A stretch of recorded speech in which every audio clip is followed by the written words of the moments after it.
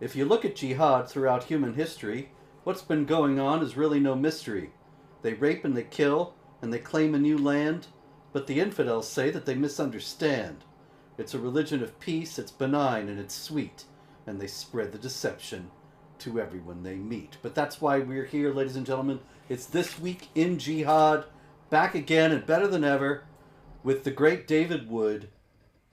David, there's jihad in our nation's capital today. There's a 0% chance, Robert. This is the United States of America. There would be an instant crackdown on anything like that.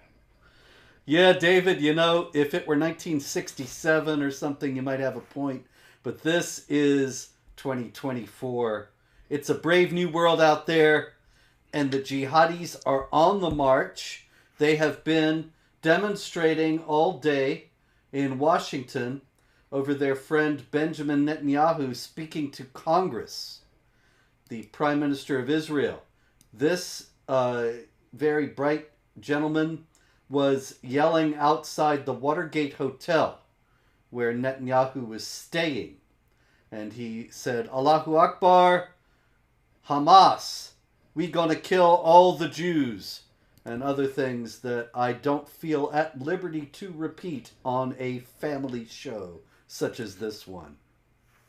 Yeah, Robert, I just posted on Twitter like 10 minutes ago that it must be so frustrating being a Hamas supporter in the West, because no matter what you say, half the population doesn't believe you mean what you say, and they think you mean the exact opposite. So you're sitting there, death to Israel, death to Jews, death to United States of America, death to Israel, and they're like, and people are like, oh wow, they're so great, what a bunch of freedom-loving, peaceful, tolerant people. Like, look, how can I make this any clearer? Look, I'm going to spray paint Hamas over here on this monument. Do you understand now? Yeah, we understand that you love us. It's like, my goodness, man.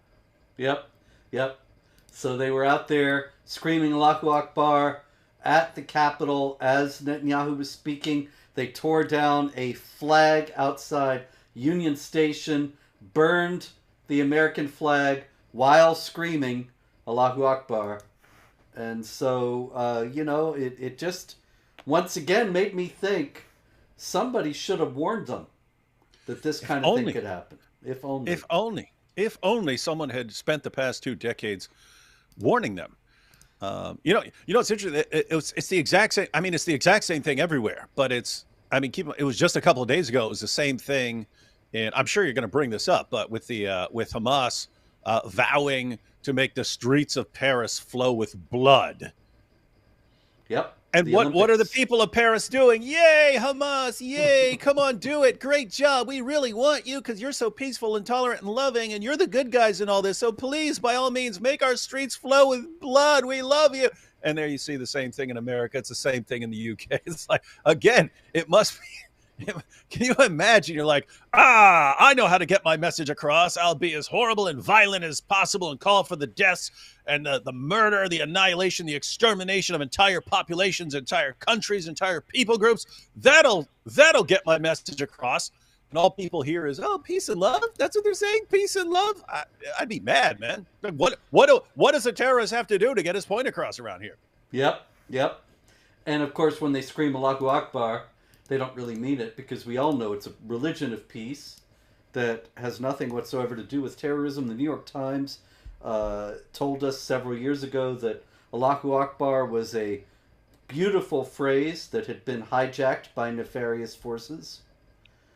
What's really wrong with that, David? Isn't that must be right? It was in the New York Times. It must be true.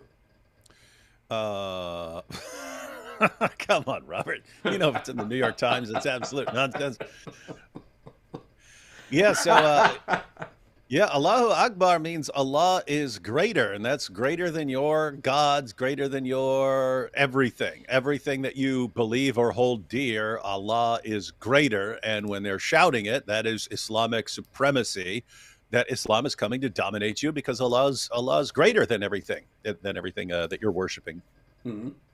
So if Allah is greater, then that doesn't seem to leave room for the kind of mutuality, diversity, multiculturalism that the left is basing its love for Hamas on.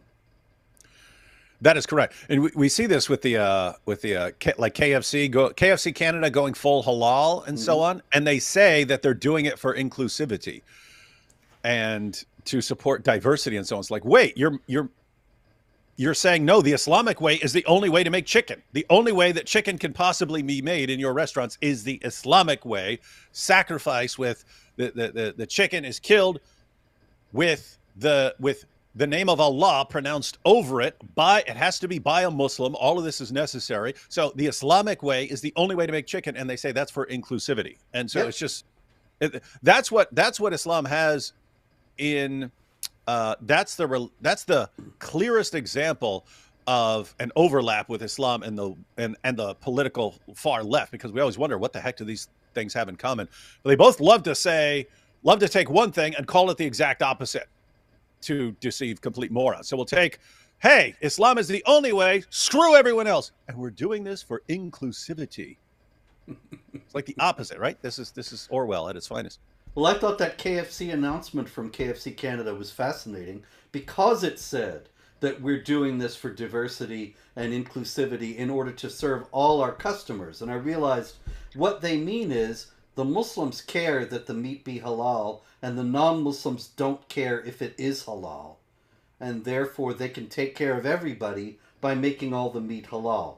The small minority of people who think, well, I don't actually want to eat meat that has been, the prayers to Allah have been pronounced over, the money goes for halal certification, could go to jihad groups, I don't want to be involved in that. Those people are too small to matter. Too small to You eat somewhere else. Yeah, you eat somewhere else. You eat somewhere else if you have a problem. And so it's the indifference go to Popeyes, of the which West. has better chicken anyway. Oh, much better. Yeah. But it's the indifference of the West that makes this happen. If people in the West cared, this kind of thing would not happen. You're right. Because the vast majority of the populations are not Muslim. So yes, if the non-Muslim populations cared enough, none of these places could get away with it. Yep. So it always comes down. See, people keep looking to their politicians as like their saviors who are going to fix things. Until I've been saying it for years. If your population is massively ignorant and open to easy manipulation tactics, then you're in trouble. And it doesn't matter which politician you get. It doesn't matter what the journalists say and so on. You're kind of screwed if you have a population of ignorant people who will just fall for anything. So the solution, everyone who's watching, the solution is to have an informed population of free people, which is why we keep talking to the people here. Well, speaking of easily manipulated politicians, David, you just gave me a perfect segue. Welcome to Doug Emhoff, who is the husband of Vice President or President or whatever she is right now, Kamala Harris, and that is her husband. So he could be the next First Lady. Yeah, he's going to be the first gentleman, anyway, he's the second gentleman now, or something like that. And these people have to be given something to do. Now, why? I don't know. If you think about it, you go back to the 19th century, the wife of the vice president did not have some job in the Abraham Lincoln administration or the James K. Polk administration. It's only been in modern times, when we have this massive growth of the federal bureaucracy and the government is involved in everything, that you had Hillary Clinton as First Lady and overseeing this massive healthcare reform, and then you've had all the wives of the presidents and vice presidents now have to be involved in some government initiative. So Doug Emhoff, the second gentleman, has one of his own. What do you think he's doing, David? What do you guess? I'm trying to think, because Nancy Reagan, I think hers was supporting literacy, and then you had, as you mentioned, Hillary Clinton, and then I think Michelle Obama was fitness and telling kids to get fit. Yeah. I'm not sure. It's got to be something pretty far. I would guess combating Islamophobia or something like that, or LGBTQ stuff. It's got to be one or the other. David, you're a genius, and that's why we have you on this program, because we only have the highest level intellects here. It is indeed Islamophobia that Doug Emhoff is dealing with. He's going to Guys, stamp it out. guys, I promise I had absolutely no clue. I'm just thinking, what could it be? How dumb could someone possibly get right now? And it was, yeah, it was one of those two issues. Yeah, and you know what he said? He said that we have no tolerance for any kind of hate. Now, a lot of Really? people. Really? So they're going to have a problem with fight those who do not believe in Allah? They're going to have a problem with that sort of thing? No. That's Holy Scripture, man. Oh, they're going to have a problem with people who object to it. Oh, okay. Now you're Interesting. talking. Now I get it. But this is the thing. You've been often accused of being Islamophobic. I also have been. Now, would you say that you're a hateful individual, David? What do you say if people say you're just brimming with hate, frothing at the mouth with hate? Yeah, we're responding to hateful calls for the violent subjugation of the entire world. And it's amazing to me that if this guy were in the room, I have no clue. I had no clue who her husband was up until you just brought him up. There he is. But if this guy were in the room, and I were in the room with a Hamas sympathizer, and the Hamas sympathizer said that Jews and Christians are the worst of creatures. And I said, actually, that's false. This is one of those guys who would go, shame on you, David, for your hateful comments towards that person that hurt his feelings. You've got like half the population that's like this. Yep. That is correct, sir. And that's why we're in the fix we're in. And you know what's funny about it is that while the stifling of honest discussion about these issues goes on under the rubric of Islamophobia, and the second gentleman is working on a government initiative to stamp out what we're doing here right now and what we do quite often. At the same time, the people who are preaching Islam have no trouble whatsoever talking about what it's all about, and yet nobody minds. This is a Russian imam from the Caucasus. You could tell because he's a Caucasian, and his name is. Huh? Is he wearing makeup? I don't think so. Maybe he's born with it. He's got a nice outfit, but he's. I don't know. He looks just like an ordinary white guy to me, a real Caucasian, and his name is Timur Kamaev, named after the great Jihad murderer Timur the Lame, or Tamerlane. And anyway, Timur Kamaev is from Tatarstan. And he is a very prominent imam there who recently released a video in which he instructed believers on how best to beat their wives. Now, surely it must be Islamophobic of me to bring this up. Surely a real a Muslim cleric, Russian or no, could not have and would not have recommended wife beating. Right, David? Well, he could, but it's still Islamophobic for you to have any problem with that. I mean, you were on the show with Brother Rashid when two Islamists said that they wanted you both executed. And they still called you Islamophobes for not being on board with that. They still called you Islamophobes. So they called you Islamophobes 15 years ago when it was, no, you guys are making this up about Islam wanting to kill apostates and blasphemers and so on. You're making that up. You're Islamophobes. And they had to say we had a mental disorder. But now they admit the stuff. Yes, of course we're going to kill. Yes, of course we're going to do that to Jews. Yes, of course we're going to do that to apostates. Yes, of course we're going to do that to you for criticizing Muhammad. Yes, of course we're going to slaughter you all in the name of Allah. But you're Islamophobes if you don't want to be slaughtered. So yeah, that's how it works. That show, I think, was a prime example of the just weird cognitive dissonance we have in the West today. Because you're right, the two Muslims said, yeah, we want you both dead. If we were in charge, you guys would be slaughtered. And the host says, now, how can we figure out ways to get along? Yeah, and can we all unite around the idea of Dylan Mulvaney? It's like, wait, one side says they want the other side dead. And you're trying to build bridges between the two? It's the exact, it's like the same relationship with like Hamas and Israel, right? We want to exterminate you. And you got all these people out there. Okay, how can we bring these two sides together? Let's just make it one big state. Wait, one side wants to completely exterminate the other. You got to deal with that first. No. Just push them all together into one big happy family. It was the same thing. Yep. And yet the denial, it just seems as if people can't get their heads around it. And so they just assume it must not be true. Or they don't hear, like on that show, they don't hear what was said right in front of them. And so they go on as if it wasn't said. And meanwhile, everywhere else, Muslims are behaving as if they believe, they understand what the Quran. Another guy for you here. This guy's in Pennsylvania. He went to Penn State, Abington. Apparently that's not the main Penn State. Penn State's Abington campus. I'm not sure. If that's the main Penn State, sorry folks, but whatever. Anyway, this guy, I don't have a better picture of him. He's blurry. I don't think the quality of the picture is going to help that guy, Robert. Probably it's best to be blurry. But anyway, his name is, I love his name. This guy has got the best jihadi name maybe ever. Kamal Fataliev. So he's got fatal in his name. And he's a jihadi. And so hands off to the Fataliev family.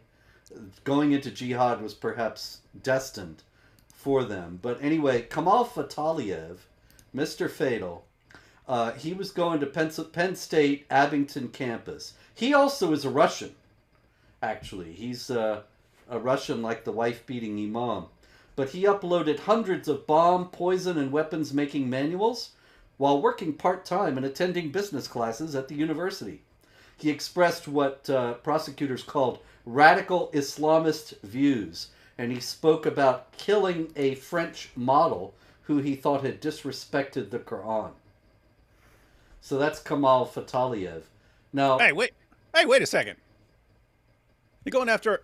I sit here all day, every day. I mean, look at this, Robert. Look at this. Look what they've made me do to this Quran. I sit here all day. It's like the same thing. I just said, because I can understand how much it sucks to be a Hamas-supporting, terrorist-sympathizing jihadi here in the U.S. You try to get your point across, and people just don't hear it. Here I am, day in, day out. Look at it. We did this live the other day. I made this awesome picture here of Muhammad for Jake, the Muslim metaphysician who was in that discussion. I made this thing of Muhammad burning in hell, drew it on a page of the Quran, and this guy wants to go after a French model.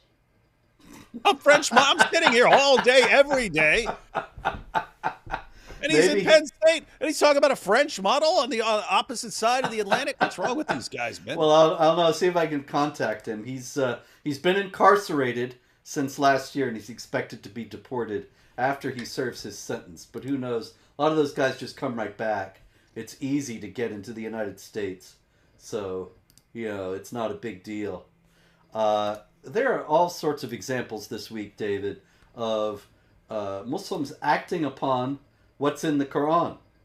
And so, you got to wonder why they don't understand it in the way the Islamic apologists do. But maybe that too is outdated. Now the Islamic apologists are just getting upfront about, yeah, right, that's what it meant all along, but you're still a liar. Anyway, France. Always a lot of stories in France. And this guy was on the watch list, and he had a meeting with his probation officer. All right? Now, when you have a meeting with a probation officer and you're a prisoner who's been released, you generally, correct me if I'm wrong, but wouldn't you want to make a good impression? Give the impression that you're being an upstanding citizen now and everything's okay, so they don't have to worry about you? Yeah, as someone who's been on parole before, you try to make a good impression, so they leave you alone and don't bother you. And that the rough part is, if you're doing everything right, which is what I was doing, you want the person to know that, so they leave you alone. But even if you're not, you still want to make a good impression because you don't want them coming and locking you up. So either way, you got to make a good impression. Yes, no matter what the case is. Okay, so this guy, you're going to love this. In Toulouse, he went to his probation officer and he says this: "We, the warriors of Allah, are on our way. I will slit your throat as well as the prosecutors." Mm-hmm, mm-hmm. That's to his probation officer. Smart, I, smart I move. don't know. I don't know how if he stayed on probation after that. He sent an angry email to the sentencing judge. You don't deserve to live. I'll let you imagine yourself dying and having your throat cut. So they're giving him treatment for his psychological disorders, David. Yeah, I understand.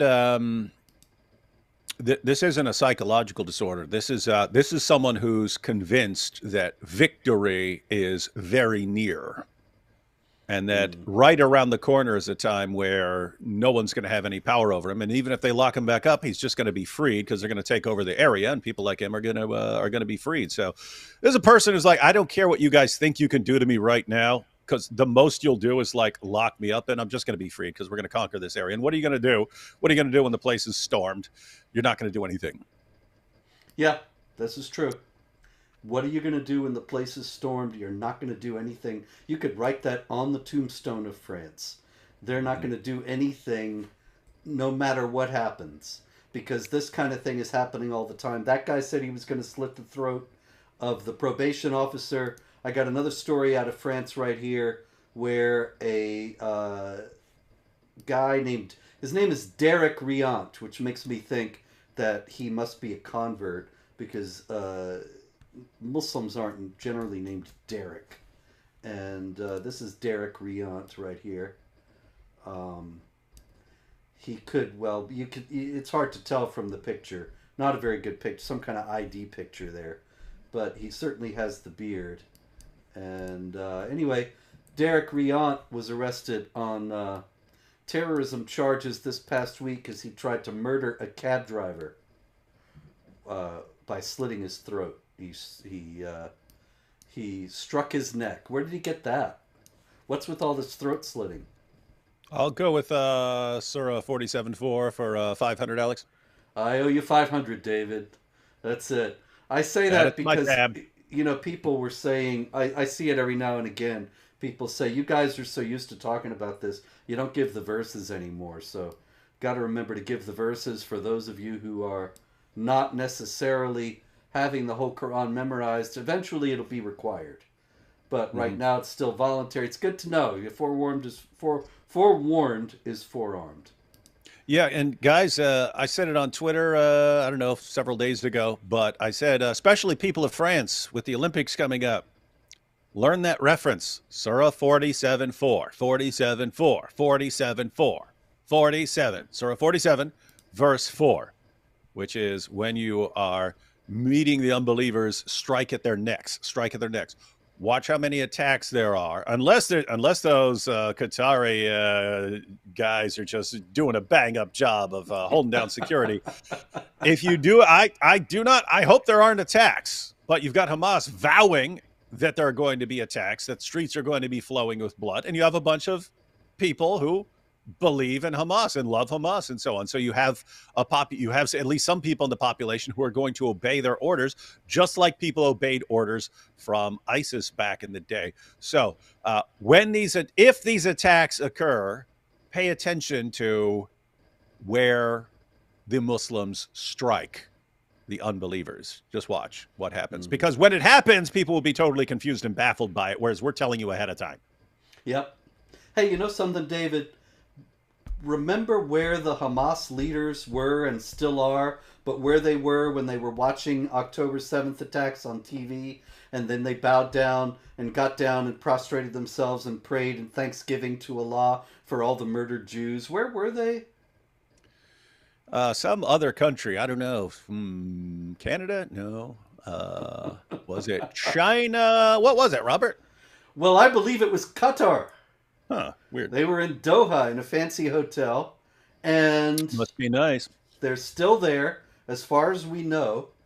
And Qatar is the country that sent police forces to France to help them guard against Hamas. Because as you noted, I think it was before the show, but Hamas just issued a threat to France saying, promising rivers of blood flowing through the streets of Paris during the Olympics. So what if you got Qatari guards who love Hamas, and they see Hamas coming to mount an attack, can the French really be sure they're going to take care of stopping the attack? Well, I mean, obviously not. But what else are they going to do? Anything else would be Islamophobic. So, I mean, what are they going to do, Robert? Yep. The Islamophobic option is always the one that's off limits. So if all you're left with is, hey, let's get a bunch of jihadis to run security for us against jihadis, we got to go with that because, again, you don't want to be Islamophobic. Yep. So another one here. This is interesting. This is an interesting story. Another one out of France. We could just do the whole show about France. But this is an imprisoned jihadi, Ali Reza Polat. Where is he? There he is. Ali Reza Polat. This is Bad Pictures of Jihadis Week. I don't know why they can't take good quality pictures of jihadis, but that's Ali Reza Polat. Well, maybe they deliberately take bad pictures because they don't want people to recognize them later on when they're living peaceful lives. Oh, that's good thinking. So they just tell the infidels who are taking the mugshots, "Hey, make it a poor quality picture, please, because I intend to do more jihad." And they say, "Oh, okay, yes, sir."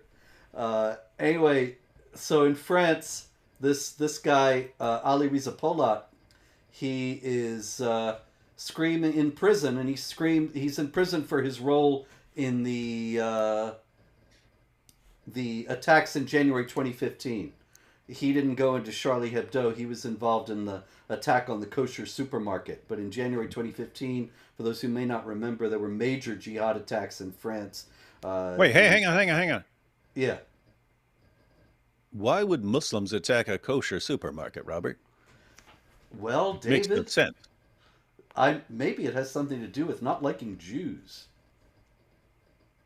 But wait a minute, Rob. They only have a problem with the Jews in Israel, not Jews everywhere else on the planet. Come on. You're not making any sense. Well, unfortunately, chapter 5, verse 82 of the Quran says that the people who are strongest in enmity to the believers are the Jews, which generally translates to just the opposite, that the Muslims are strongest in enmity toward the Jews. Well, you won that one, Robert. All right, go ahead.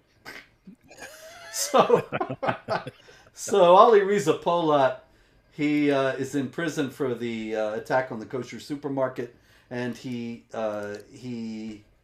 attacks a couple of prison guards with some shards of glass last week while screaming Allahu Akbar. And so he goes back to court, and he said an interesting thing. "I am Muslim. I am a believer. I say my 5 daily prayers, but I do my stupid things on the side. I never said that I was in the religious fight. I have no hatred against anyone." Well, if they're wondering who the candidate was going to be for prime minister of the next election, I guess we found him. Yeah, because he doesn't hate anybody.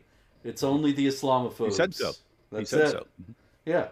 He said the words. Words came out of his mouth. That's right. And so you got to believe him. It would be Islamophobic not to believe totally Islamophobic. Absolutely. It would be absolutely inexcusable. All right, I got oh, there it is. Meanwhile, on a larger scale, Azerbaijan. We spoke about Azerbaijan a few months ago, how they had ethnically cleansed the let me get this guy spamming. You know, I got to apologize to all of you in the chat.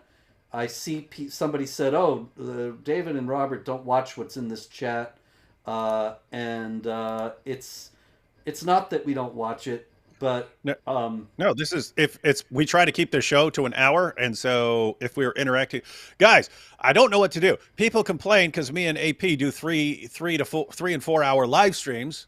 That's what happens if you're paying attention to the chat. It goes on a long time if you're actually interacting with the chat. If we want to keep the show to an hour, just to give people a 1 hour to inform people about what has happened this week, we got to focus on. Yes. We got to focus on going through the details. And guys, keep in mind, every single week we go an hour straight on Jihad, and there's always way more we could bring up. So yeah, and I've got quite a lot this week. Also, of course, unfortunately, there is the ongoing fact that while people who have super chats have a certain obligation to go through them all. We don't have any super chats on this channel. We've been banned by YouTube from any monetization because we are so evil and Islamophobic. And so please hit up Patreon, the Robert Spencer Patreon, if you'd be so kind. Support us at Jihad Watch. We do have expenses and we need your help to meet them. YouTube tries to prevent that because they would rather have the jihad proceed without being remarked upon. But anyway, there's large scale and there's small scale. You have these guys carrying out individual attacks, as we see in France, as the ones we were just discussing. But also, then there are large scale movements like the ethnic cleansing of the Nagorno-Karabakh or Artsakh enclave in Azerbaijan that was Armenian from time immemorial. And now the Armenian presence is being erased altogether. This is a church. This is, actually, I'm not sure I have the name of the church here. Oh yeah, the 7th century Vankasar Church in Tigranakert, very ancient Armenian church, and this is a before and after. This is just last year. You can see while the Armenians were still there, you had the cross on top of the church. Now the Azeris have taken the cross off the church. They've kicked out the Armenians. They are planning to efface the Christian presence from this area altogether. And this is a very large-scale operation. There are estimates that there are 6,000 Armenian churches and other Christian monuments and cemeteries, that kind of thing, in this area. And people are afraid this is all going to be destroyed. Surely they wouldn't do that, would they? Yeah, Robert, much like the genocide against Nigerians, Nigerian Christians by Nigerian Muslims, at least we're going to see endless college protests about this. Endless. Yes. Endless, yeah. It's going to be. Because it's such a howling students are going to be marching. injustice. Students are going to be marching for the Armenians, for the Nigerian Christians are going to, because they care. College students care about oppressed peoples. They say so. But we have to remember that this is how the Islamic world was created. This is how all those lands that people think of, well, that's the heart of the Islamic world. Egypt, Syria, all of North Africa, so on and so on. That is how they became the Islamic world. That the non-Muslims were ethnically cleansed, were forcibly subjugated. The Christian or other, the houses of worship of the Christians or the other people who were there were destroyed, mosques built over them, or they were converted to mosques, like the Temple Mount, like Hagia Sophia, like the Church of St. John the Baptist in Damascus, like thousands of Hindu temples all over India. These things happened all over. And then the Muslims come in, they efface every trace of the non-Muslim presence. My family is from the Ottoman Empire. They were exiled for declining to convert to Islam. I know of another family around the same time, same thing happened, and they actually went back. A lady took her grandmother, about the age of my grandparents, back to her village in Turkey to see it. And they said, where were the Christians' houses? Where did the Christians used to live? And the people there said, there were never any Christians here. And it had all been obliterated. Wait, Robert, your family left for the Ottomans? Because of the Ottomans? Yeah. Wait a minute. So Islamophobia is like genetic with you. It's like built into you. That explains a lot. They should have stayed and gotten killed. I'm just saying, I mean, I always thought like you were just, hey, where this guy came out of nowhere, just total Islamophobe, and then turns out your entire family line's a bunch of Islamophobes. Yeah, actually, my great-grandfather, they were in Çeşme, which is on the west coast of what is now Turkey, and they were getting out. They were getting onto a boat, but my great-grandfather stopped and went back. Nobody knows why he went back to the house. But that was he went back. That's what we know. He stopped and he went back to the house. Çeşme is a coastal city, beachfront, and this Turkish soldier was there watching them the whole time. When he went back to the house, he murdered him. But and the rest of them were able to get out at that point.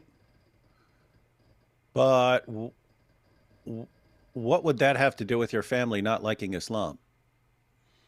Well, they were asked to convert to Islam. They were said they could stay if they converted to Islam. It's actually a scandal in Turkey all over the country now because people are taking those DNA tests. And all these Turks are finding out that they're not Turks, that they're actually Greeks or Armenians who converted to Islam under pressure 100 years ago. But and some people get very upset about it. Well, that's weird. See, that's what I'm familiar with. Like people who are being violently subjugated, but love Islam because of it, right? Like in the West, like the more terrorist attacks that we had, the more people loved Islam. But you're saying Muslims did all this stuff and then you didn't like Islam for it. It's massively confusing. I thought that the more you're slaughtered in the name of Allah, the more you're supposed to love Islam. Yeah, well, that's the way it works nowadays. But this was 1916. Okay. The rules hadn't been formulated yet. Okay. We hadn't been given the rules yet. All right. Exactly. All right. Makes sense now. All right. Yes, it's a new thing. All right, so I thought this was an interesting story out of Burkina Faso. It was actually a summary piece out of Burkina Faso in Central Africa. You have, or actually a little toward West Africa, the Group for the Support of Islam and Muslims. That's the name of the group in question. Jamaat Nusrat al-Islam wal Muslimin, the Group for the Support of Islam and Muslims, have been killing non-Muslims to such a degree that it is actually estimated that they have murdered thousands of people. And almost 2 million, over 2 million people, 10% of the population of Burkina Faso, have been displaced as the jihad advances. But, you know, these people, the jihadis misunderstand Islam, right? We're always told that. So why would this group call itself the Group for the Support of Islam and Muslims if it's going around killing non-Muslims? I mean, that's, at the end of the day, that's what you have to do, right? It must be a mistake. If Islam calls for the violent subjugation of the entire world, then if you want to support and defend that ideology and the people who support that ideology, if you want to support Islam and Muslims, you have to go around slaughtering the unbelievers in the name of Allah. This is not difficult to understand, Robert. This is straightforward, common sense. Well, there you go. It's not difficult to understand for us, and yet it seems to elude the whole world. I find that baffling. Anyway, meanwhile, we have the same thing being promised here.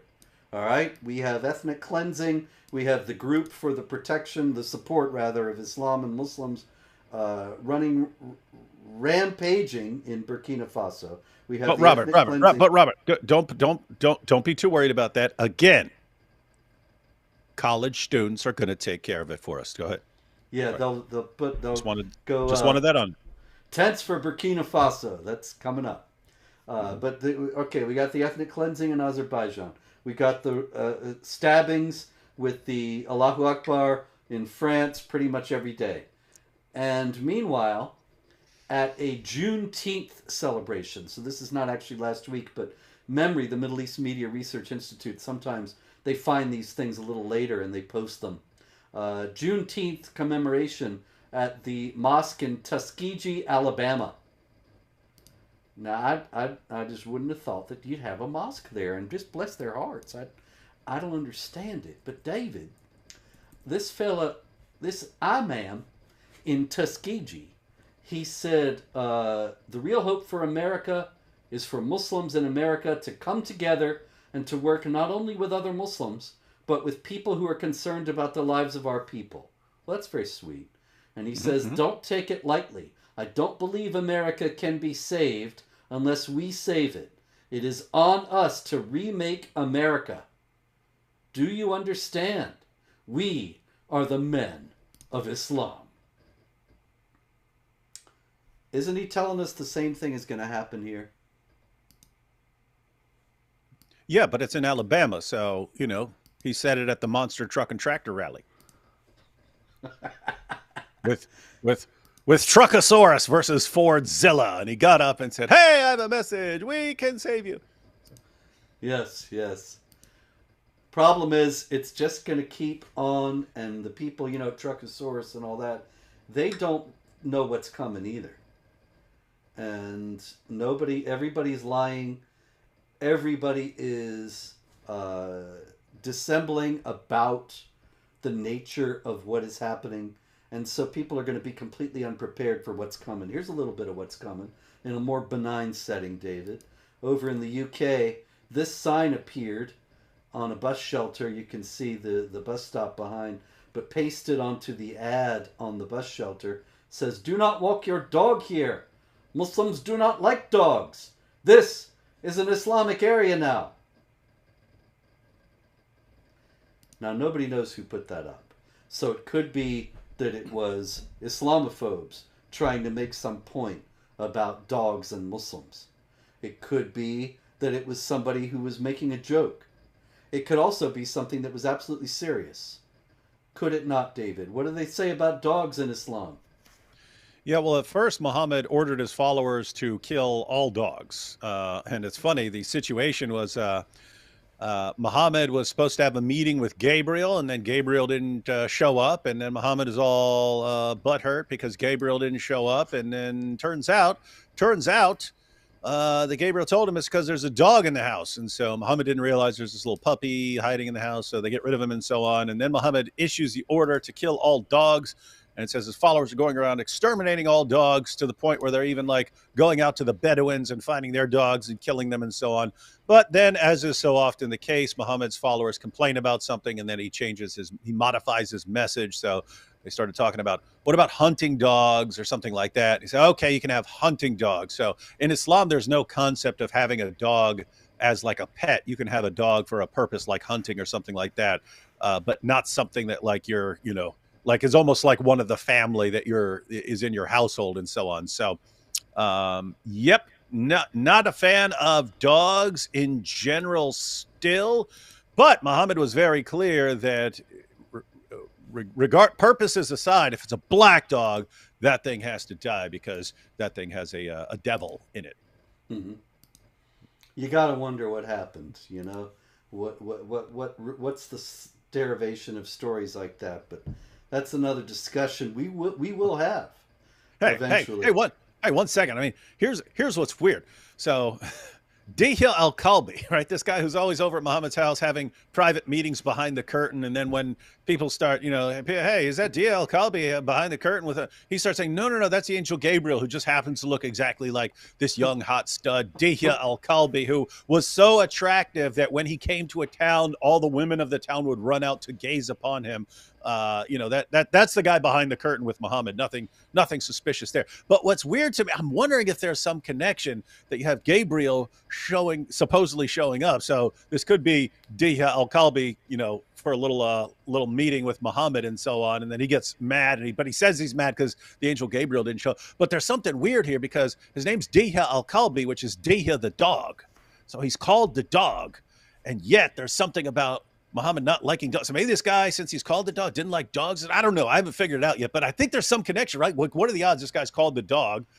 And this is the guy that they say is the angel Gabriel who meets with Muhammad whenever Dihya comes out and says, hey, we're going to have our private meeting behind this curtain. Oh, it's the angel Gabriel back there. But then something goes off with this guy really not liking dogs, and then Muhammad attributes it to Gabriel. And so anyway, I don't know. There's something there. I haven't figured it out yet. It's very strange. And yeah, maybe, it would all come together if we could find a hadith that said they had some terrible argument and falling out, so Muhammad turned against dogs. Like the whole thing with the Jews. That first he patterns Islam after Judaism, copies all these Jewish laws, then they reject him, so he decides that the Jews are evil and puts all this terrible Jew-hating stuff all through the Quran, as well as all through the hadith. It's all in the literature about him. And maybe it's the same thing here. Dihya got a little rough in bed and bit me, so I'm going to call him the dog now, and I'm going to kill all dogs and teach him a lesson what I do to dogs who upset me in bed. It sounds like what's the guy's name? Abu Lahab, the father Yeah. of flame from Surah 111.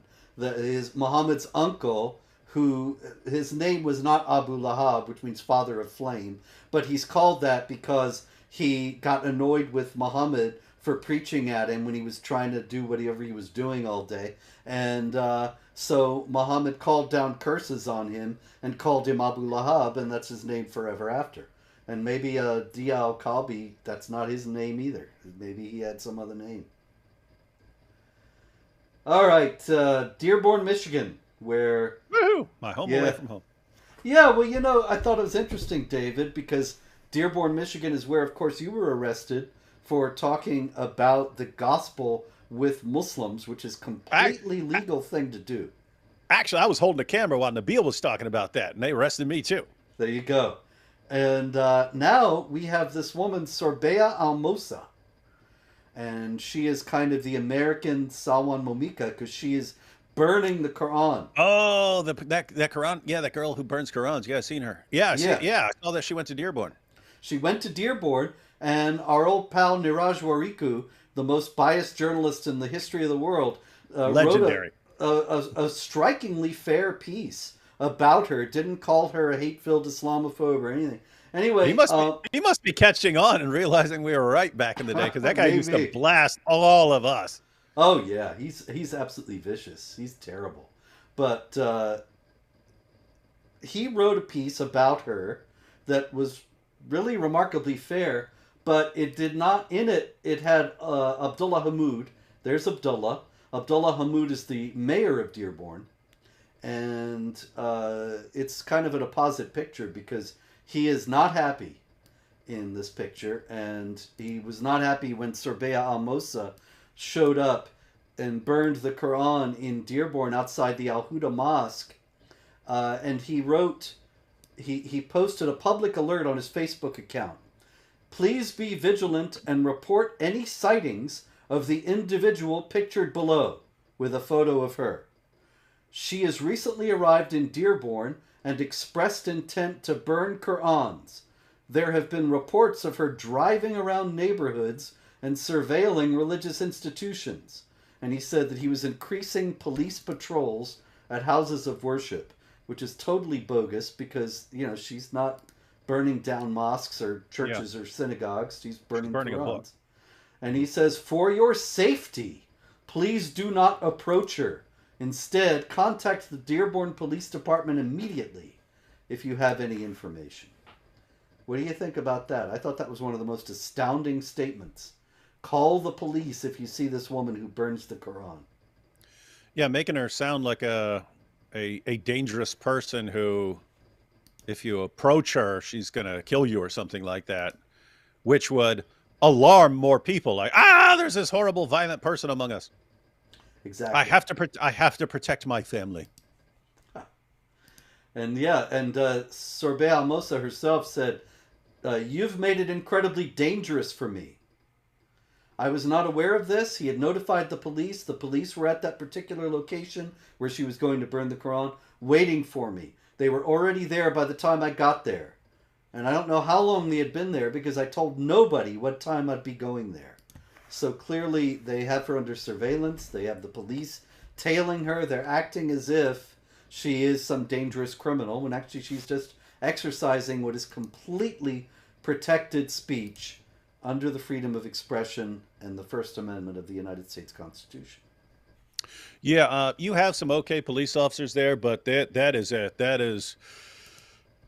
very creepy police department. So before the stuff happened with us in Dearborn, as far as the stuff that got massive media attention, I went there with a group that was doing outreach in a Muslim area. They weren't going on the mosque grounds. They were on the public sidewalks around the mosque, and they're basically, because it's a Muslim area, so Muslims just walk to the mosque and they're walking home. They're just handing them copies of the gospel in the Gospel of John in Arabic as they're walking home and so on. That's what they're doing, right? Not screaming, not yelling, not protesting, none of that. Just handing them copies of the Gospel of John in Arabic as they walk home and so on. Anyway, we're there for a couple minutes handing things out, and then police show up. And they rally up all the Christians. Come over here, come over here, come over here. And they round us up in a little group while all the Muslims are walking home. right? So notice they stopped us. They stopped us from handing these guys copies of the Gospel of John. So the cops round us all up. Then the cop who was talking to us, he goes over, starts talking to the imam at the mosque in Arabic, talking to him. Then he comes down, he says, everyone hand over your ID cards, takes all our ID cards, writes down all our names and addresses, makes us sit there for a few minutes, and then says, okay, you're free to go.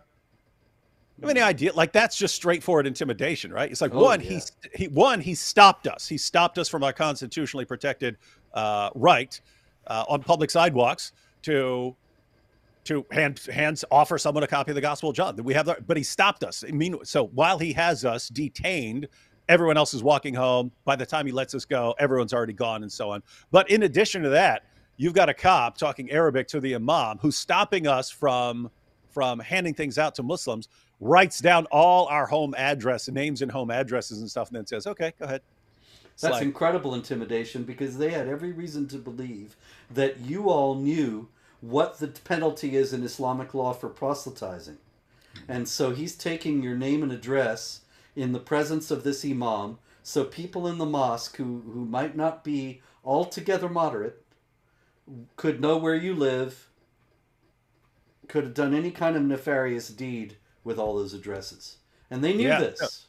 Yeah, and again, that's before all the stuff like us being attacked So that was like 2008. And in 2009, we're actually Nabil and I are attacked. 2010, we get arrested and so on. So Nabil's having a nice conversation with some young Muslims and so on. So anyway, that's Dearborn, and then she goes there to burn a Quran because that's what she does. But she's the problem.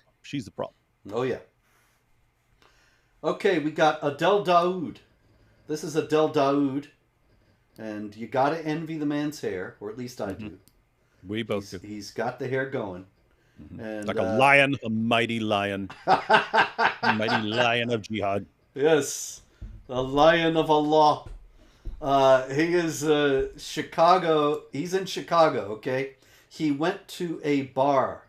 A jihadi walked into a bar in September 2012, and he pushed a button on a remote that he thought was going to set off a car bomb outside the Cactus Bar and Grill.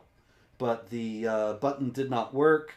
I believe he might have been set up by the FBI agent. It was a sting, and so he went to prison. He is still in prison, but he's got into more hot water. He just got 11 years added to his sentence. So he's got lots more time to grow the hair even bigger.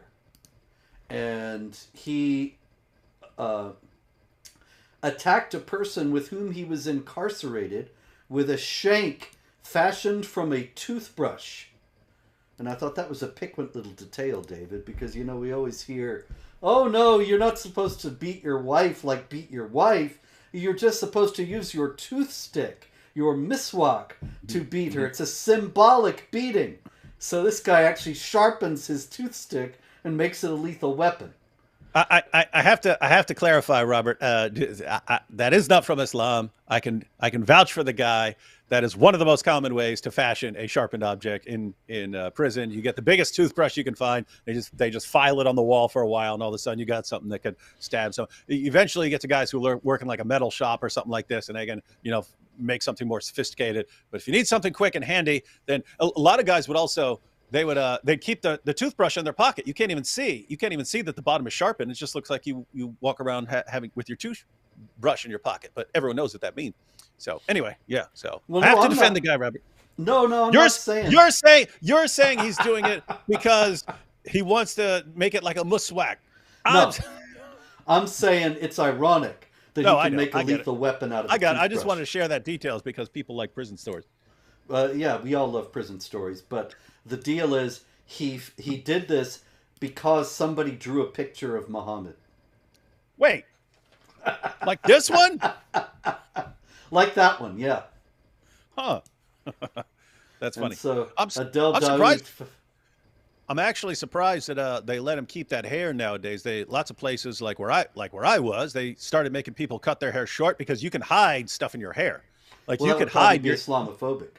You could hide Your that's the other thing. You could some places allow like a religious exemption or something like that, or if you have some sort of exemption. But I'm saying you have your hair like that, you can have all sorts of stuff hidden in your hair. Like you Mhm. could have your shank in your hair. If anyone messes with you, and oh yeah, just brushing my hair. Ha ha! That's how you do it. Yeah, I expect it's been a couple decades since the since you were there. Probably things have gotten a little more relaxed along with the general decline of civilization. Anyway, all right, we got Western Kentucky University in Bowling Green, Kentucky. So we had Alabama, now we got Kentucky. Western Kentucky University. There it is. And I chose the picture with the mascot out front because they are clowns there. Because they allowed a couple of students attending the school in Bowling Green. They were active jihadis while they were in school there. One of the students actually left the United States after studying at Western Kentucky University and after working jihad there. He sent an email back to the school saying, Inshallah, when we conquer the U.S., I will look for you. Charming fellow, of course. But these people were, let me see. They were in 2014.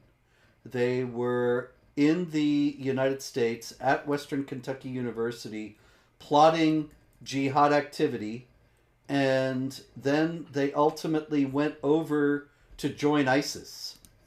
And that's when the guy sent this back. But nobody had any inkling while they were at Western Kentucky University that they were active jihadis in touch with ISIS members. Because of course, any kind of suspicion on that of that kind would have been Islamophobic. And that's an issue I've had for a long time with Islam, in that you have Muslims who don't want to subjugate anyone. And so if you're talking to one of these Muslims, hey, what do you believe? Do you believe in subjugating the world? No, I don't believe in subjugating the world. And they would be speaking truthfully. But if you have a Muslim who believes in subjugating the world and he's in the West, he's supposed to say, no, I don't believe that. No, I believe in peace and tolerance. Right? So here's the thing.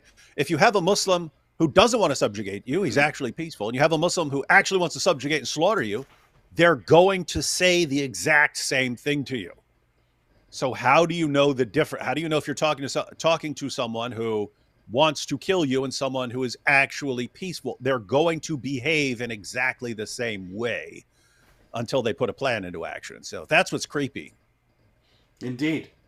And here again, nobody in the West will acknowledge that. Nobody can talk about it. It's Islamophobic even to consider such a thing.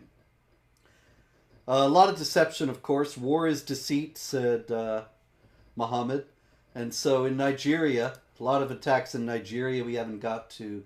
Let me get some real quickly. There were 12 people murdered by jihadis in Benue or Benue. I don't know. Perhaps if any Nigerians are watching this, you can tell me if it's Benue or Benue or something else. Anyway, 12 people murdered there. Somebody there said, we are tired of this daily killing. But it looks as if the government's either unable or unwilling to do anything about it. A Christian priest, Catholic priest in Nigeria said that there was an atmosphere of hopelessness. The Christians in Nigeria feel helpless. We keep encouraging them as priests, as pastors of souls, to be hopeful, to be resilient, but things don't seem to get better. Elected officials are just not interested in our welfare. And that is obviously in great part because you've got Fulani jihadis who are doing a lot of this killing, and they're the people running the government as well are Fulani. It's very likely they're sympathetic. That's a really terrible part, and people in the West have no idea what that would feel like. You could, in a certain area, get a kind of little glimpse of it, like in Dearborn, right? In Dearborn, when we were Dearborn, and something's going wrong, you have a bunch of people who have a problem with you, ordinarily you'd think, oh, the police are here to help us and protect us from Mm-hmm. people who want to do something else. What do you do when the police are actually in on it and they'll go after you too? What do you do? That's a horrible thing to experience, where there's no one for you to call, because the only people you could call are actually people who will join in with them. So, but fortunately in the US, if you have a place like Dearborn, there are higher courts. So you can actually go outside of Dearborn and, sue them and stuff like that. In Nigeria, what do? People Yeah. show up to kill you. People show up to kill you. They kill a bunch of your people. You call in the government. The government says, what are we going to do? Mm-hmm. And seriously, like, so the government is either complicit, and I'm sure it's a mixture. There are politicians who are complicit, and there are other politicians who are just scared. You don't want to be the politician who stands up and says, I'm going to stand up for Christians against the jihadis who want to kill them. You just might as well paint a target on your back if you do something like that. So the result is you have the politicians who are complicit. You have the politicians who aren't going to do it because they don't want to become targets. And the result is that it's open season on Christians in Nigeria with no end in sight. And that's why Christians are saying this just looks hopeless here. Exactly. So one last in Benue State, also 18 people were killed. The jihadis showed up around 11 p.m. Although a curfew had been imposed in this local area, and the jihadis were violating it. They called the people of the village together as if they were going to start to preach to them, and then they opened fire. So it's war is deceit, said Muhammad, and this is the kind of inhumanity that we're dealing with. But once again, we persevere. We know that we will be victorious in the end. You have to never give up, never give in. Pray, hope, and don't worry. And we'll be back with more jihad next time.